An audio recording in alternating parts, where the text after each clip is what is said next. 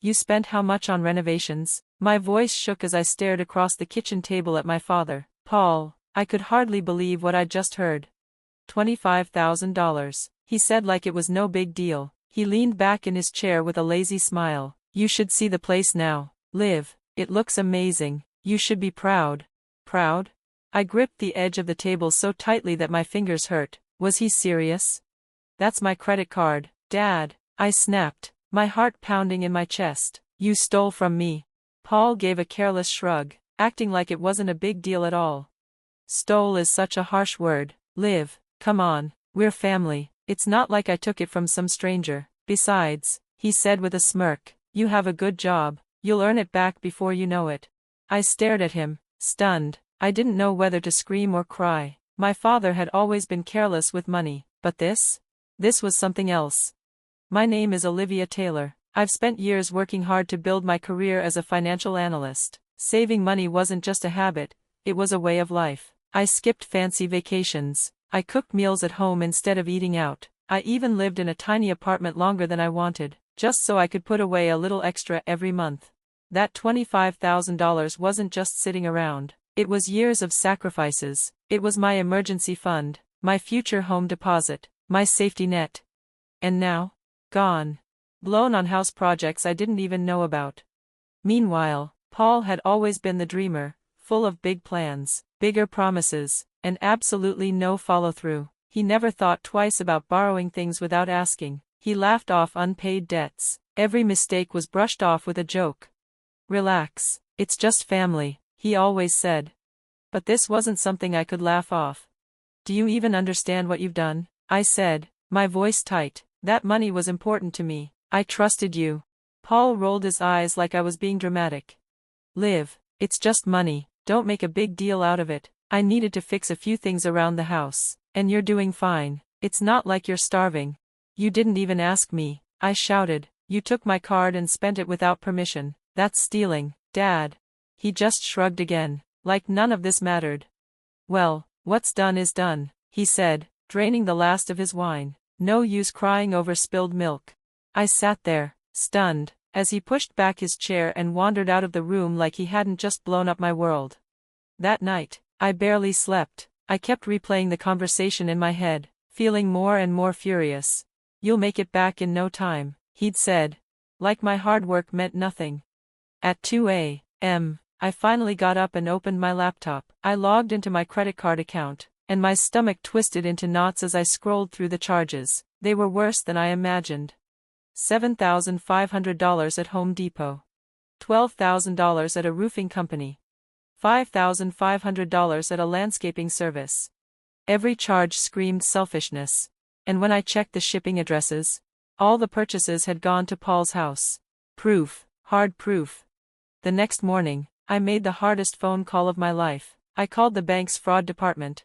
A kind-sounding woman answered and asked for the details. I took a deep breath and told her everything, about the stolen credit card, the unauthorized charges, and who had made them. There was a small pause on the other end. Do you know who made the transactions? She asked carefully.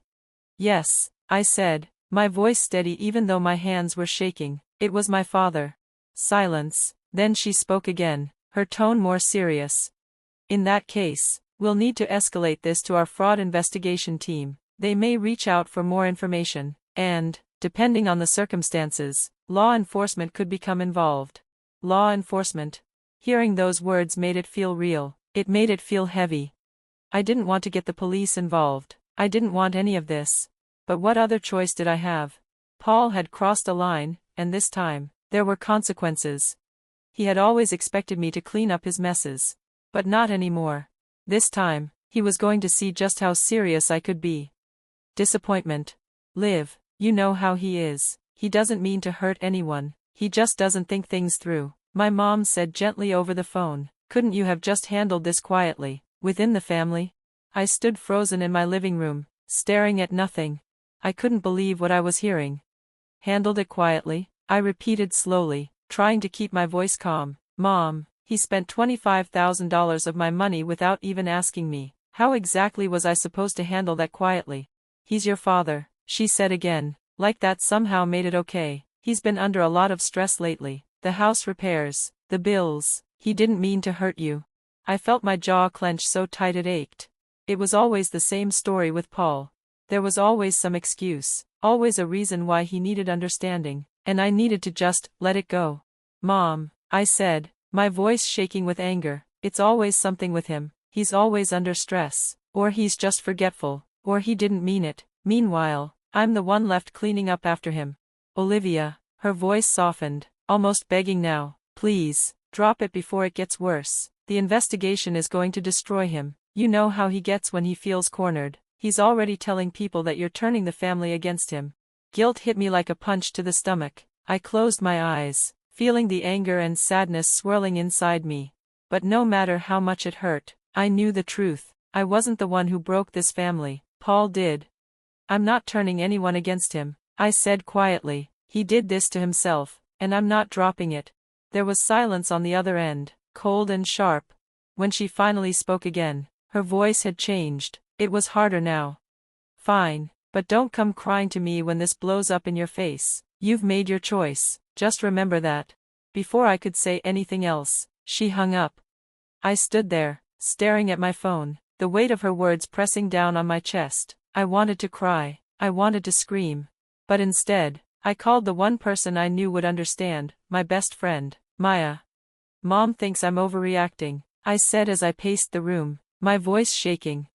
Of course she does, Maya said without missing a beat. She's spent her whole life covering for him. But Liv, this isn't about her, it's about you. You're doing the right thing.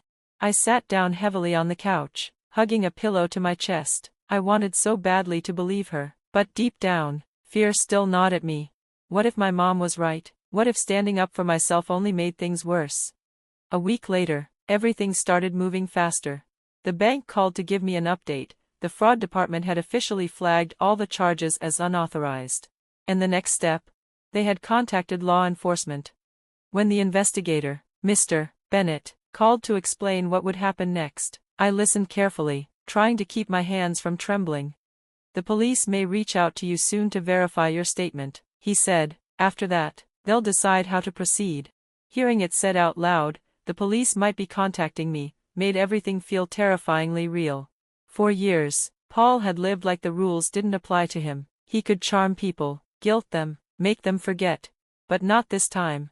This time, there were records, evidence, and it was out of my hands. Later that afternoon, while I was sitting at my desk at work, my phone buzzed. It was a text from Maya. How's it going with the fraud case? Any updates? I quickly texted back. Bank is escalating it. Police will be involved soon. I'm scared, but I know it's the right thing. She responded almost immediately. Proud of you. You're stronger than you think. Don't let him make you doubt yourself. Reading her words gave me a tiny spark of strength I desperately needed. That evening, without even fully planning to, I found myself driving to Paul's house. I knew I shouldn't confront him again, not with everything so fragile, but something inside me burned too hot to ignore. I needed to say it to his face. I knocked on the door, heart hammering in my chest. Paul opened it with that same smug grin he always wore, the one that used to make me feel like I was overreacting even when I wasn't. Olivia, he said lazily, leaning against the doorframe, here to lecture me some more? I stared at him, feeling a deep, cold sadness. He really didn't get it, he never would. No, Paul, I said, keeping my voice calm, I'm here to tell you that the bank has officially reported the fraud. The police will be contacting you soon. For the first time, the smile slipped from his face. He shifted uncomfortably, but he quickly tried to brush it off. The police? Oh, come on, Liv, he scoffed. You're not seriously going to let it go that far, are you? I looked him straight in the eye. It's not up to me anymore, I said firmly. You made your choices, now you have to face the consequences. He crossed his arms, his voice rising. This is insane. You're really going to get the police involved, over a misunderstanding? Stop calling it that, I snapped, anger finally breaking through. It wasn't a misunderstanding. You stole from me, you betrayed me. He took a step toward me, face darkening. Don't act like you're better than me, Olivia. You wouldn't even have anything if it weren't for me raising you. I let out a bitter laugh. Raising me? You mean using me as your backup plan? As your piggy bank? You've been taking from me my whole life, Paul. But not anymore. Without another word, I turned and walked away, my heart pounding in my ears. I didn't look back.